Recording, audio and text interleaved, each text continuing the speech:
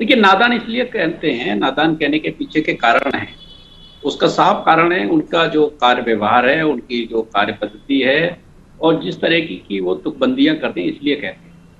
क्योंकि वो कहते हैं लॉकडाउन से कुछ नहीं हुआ, लेकिन उन्हीं के पार्टी की पंजाब की सरकार लगातार लॉकडाउन के बारे में लॉकडाउन करती है, कर्फ्यू तक लगाती है, क्यों लगाती है?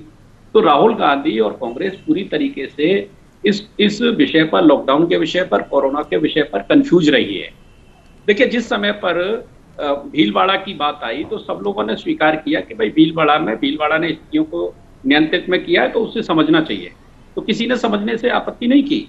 लेकिन इस विषय पर राजनीति करना, ओछी राजनीति करना जो कांग्रेस ने की है, कांग्रेस आज तक ये नहीं बताई, ये प्रवासी मजदूरों की जो बात होती है, बार बार होती है अमित जी, लेकिन ये नहीं बता पाई कि राज्य सरकार ने, हमारी राज्य सरकार ने प्रवासी मजदूरों के लिए व्यवस्था की, हमारे राज्य से एक भी पलायन नहीं हुआ।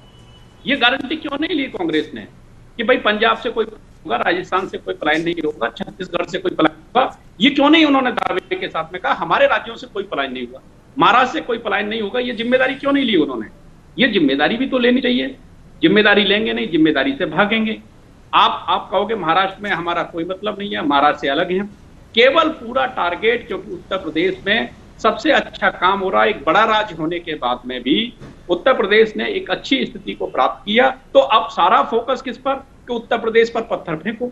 तो आपके पत्थर फेंकने से उत्तर प्रदेश की जनता के बदलाव नहीं हो रहा है। मैं पूछना चाहता हूं कि मुझे कोई बता दे कि कांग्रेस शासित राज्य में कितनी ट्रेनें गई और भारतीय जनता पार्टी शासित उत्तर प्रदेश में कितनी ट्रेनें आई योगी जी के यहाँ? गोरखपुर हो, कासगंज हो, कोई भी हिस्सा हो, सब जगह ट्रेनें आई। आते ही ट्रेन से उतरते ही सबको खाना दिया गया, सबको पानी दिया गया। आप मुझे बताओ कि श्रमिकों के प्रबंधन का सबसे श्रेष्ठ उदाहरण न्यूज 18 को बताओ। न्यूज 18 उसको परखेगी कि सबसे अच्छा काम वहां पर हुआ है प्रवासी मजदूरों को लेकर। आपने जो पूछा है उसका जवाब सुचि विश्वास देंगी। अरे भाई, लेकिन मैं करेक्शन कर दूं, चंद्रमोहन जी, आपने कहा कि बीजेपी शासित राज्यों से पलायन नहीं हुआ। सर, गुजरात से भी हुआ और एमपी से भी हुआ। सुचि विश्वास जी, नहीं, मैंने ये नहीं कहा है, मैं ये नहीं कहा। नहीं, अमित जी, मेरी बात नहीं समझा।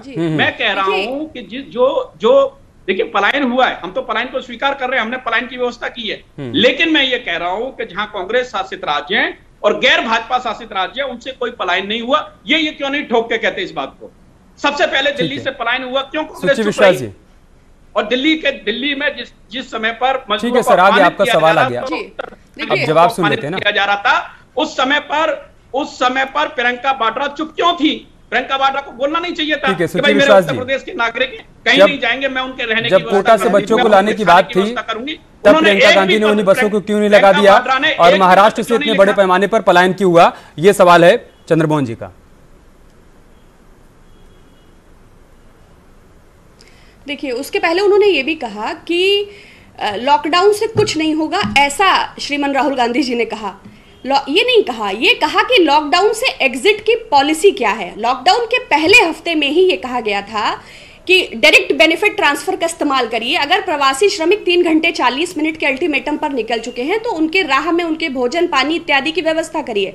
लॉकडाउन 1 के बाद थाली बजाया, लॉकडाउन 2 के बाद दिया जलाया, लॉकडाउन 3 के बाद आसमान से फूल बरसाया, लॉकडाउन 4 के बाद देखिए शुरू में सारे राइट्स जितने चाहे प्रोक्योरमेंट के हो चाहे सरकार ने सुरक्षित रखे, ना विपक्ष से कोई सलाह मशवरा किया ना राज्य सरकारों से। आज 5वें लॉकडाउन में हम जब चल रहे हैं और सब कुछ चारों तरफ खुल चुका है और संक्रमण 2 लाख से ऊपर है और अभी भी टेस्टिंग किट्स हो या क्वारंटीन सेंटर्स की बदहाली हो या अन्य basic PPE equipments, hand sanitizers, mask इत्यादि की समस्या हो, वो यथावत है, उसमें किसी प्रकार का सुधार नहीं हुआ। और हम और आप बिना राजनीति और बिना पत्रकारिता के एक लेमैन की तरह भी ये बहुत अच्छी तरह समझ सकते हैं कि सरकार ने अपने हाथ मैं अनुराग भदौरिया जी के पास जा रहा हूं, तो लेकिन आपने उनके सवाल का जवाब नहीं दिया। उन्होंने कहा कि राजस्थान से जब बच्चों को लाना था तो प्रियंका गांधी ने उन्हीं बसों को क्यों नहीं लगा दिया, या फिर महाराष्ट्र से जब मजदूर पैदल चल रहे थे तब वो बसें नजर क्यों नहीं आई? अनुराग भदौरिया जी, क्या भारतीय जनता पार्टी राहुल गांधी को जितना नादान समझती है वो उतने नादान है क्या, या फिर बीजेपी की तरफ से कोई गलती हो रही है प्रियंका और राहुल गांधी की? देखिए उनके एक्सपीरियंस को लेकर, उनके अनुभव को लेकर। मैं देखो उत्तर प्रदेश की बात करूंगा। उत्तर प्रदेश की हालत ये आज की तारीख में, फरवरी में आपने देखा होगा बनारस में जहां प्रधानमंत्री जी की कॉन्स्टिट्यूंसी है, एक व्यक्ति आत्महत्या करता है, उसकी वाइफ भी करती है और छोटे 2 बच्चे होते हैं। वो क्या कहते हैं पता बच्चे आपको, कि पापा मम्मा मुझे पहले गोली खिला देना, मैं जब सो जाऊं उसके बाद आप लोग भी आत्महत्या कर लेना। उन्होंने अपने बच्चों को गोली खिलाई, फिर माँ बाप ने हत्या की आर्थिक तंगी से आके। फिर घटना यहां नहीं रुकी, फिर इलाहाबाद में एक फैमिली ने इसी तरह से 3 बच्चे के साथ एक औरत अपने पूरे बच्चों के साथ आत्महत्या कर लेती है।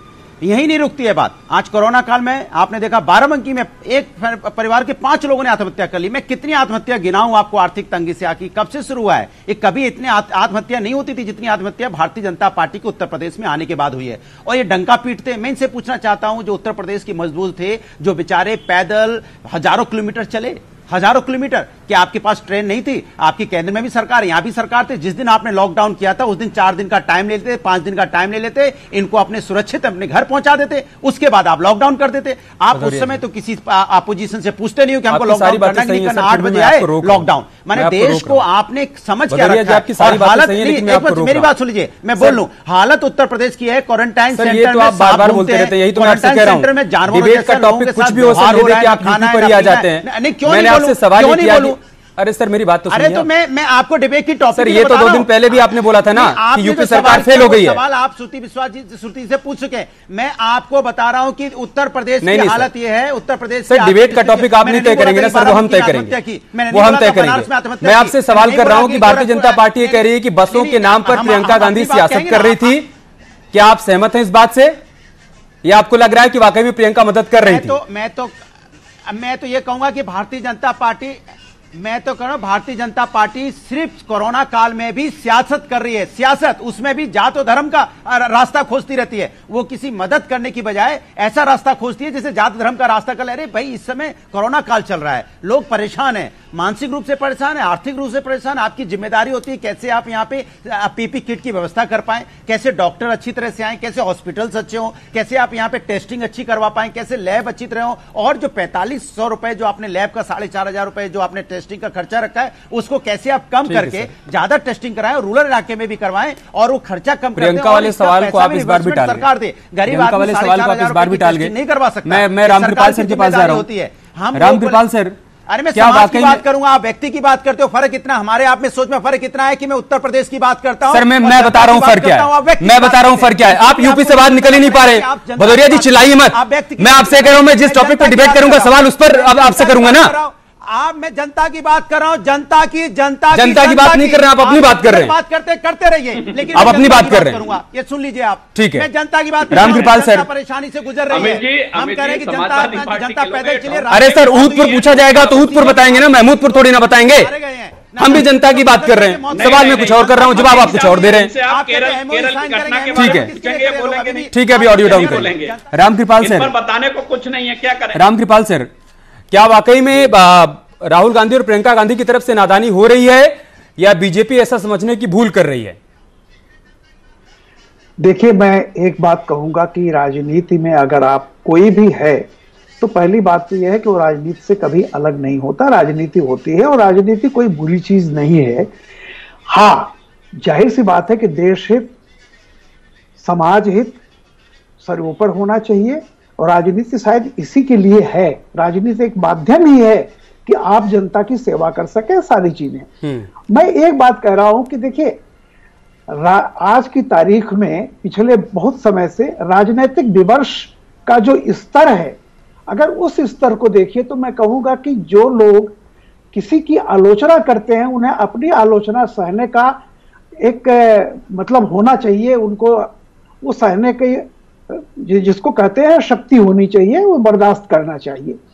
नादान शब्द कोई ऐसा नहीं है कि कोई गाली गलौज, जैसे आपने देखा होगा 2014 से लेकर के अभी 2019 में जिस तरह का इलेक्शन हुए हैं और जिस तरह की भाषा का इस्तेमाल किया गया है, वो उस लिहाज से नहीं है। हाँ, मैं मानता हूं कि जिसे कहा गया है उसको इस बात पर एतराज जताने का पूरा अधिकार है, आप करें, लेकिन कोई नादान शब्द, कोई इतना मतलब कोई गाली गलौज या ऐसी कोई चीज नहीं है। सिंपल है, ये पहले भी कहा जाता रहा है, पार्टियां एक दूसरे पर आरोप प्रत्यारोप लगाती हैं। मेरा इतना मानना है कि अगर भाषा की मर्यादा और शब्दों का सभी राजनीतिज्ञों अगर ख्याल रखते तो शायद ये स्तर ना आता। मैं तो आज ये कह रहा हूं कि नादान तो छोड़िए साहब, जिस तरह की भाषाओं का इस्तेमाल किया गया है उसमें सारी पार्टी शामिल हैं, कोई एक पार्टी नहीं है, सारी राष्ट्रीय पार्टियां, सारी क्षेत्रीय पार्टियां। जिस लेवल पर राजनीति होती है उसका कभी कभी कुछ न कुछ दिखाई पड़ता है। तो मैं सिंपल एक बात ठीक है सर, दरअसल कांग्रेस पार्टी का ये कहना है कि राहुल गांधी ने सलाह दी कि आप जोन निर्धारण का अधिकार राज्यों को दे दीजिए, और सरकार ने वही किया। केंद्र सरकार ने पहले मजाक बनाया और बाद में ऐसा किया। इसके अलावा राहुल गांधी ने कहा कि लॉकडाउन लगातार रखने से कुछ नहीं होने वाला है, आप चीजों को खोलिए, और फिर वही हुआ, अब अनलॉक हो रहा है। तो कांग्रेस पार्टी कह रही कि आप उनकी सलाह भी मान रहे हैं और उसके बाद उसका मजाक भी बना रहे हैं, ऐसा क्यों?